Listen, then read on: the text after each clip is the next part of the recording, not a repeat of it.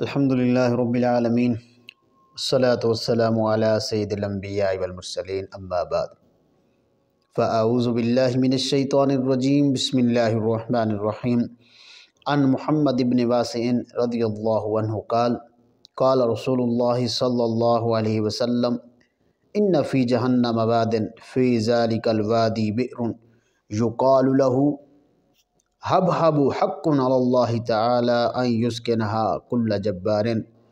حضرت محمد بن واسع رضی اللہ تعالیٰ عنہ سے روایت ہے کہ رسول اللہ صلی اللہ تعالیٰ علیہ وسلم نے ارشاد فرمایا جہنم میں ایک وادی ہے جسے حبحب کہا جاتا ہے۔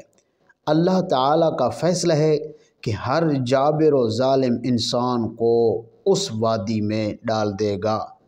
اللہ کی بارگاہ میں دعا ہے اللہ تعالیٰ ہمیں ظالم جابر حکمران کے ظلم سے محفوظ فرمائے۔ وآخر دعوانا ان الحمدللہ رب العالمین۔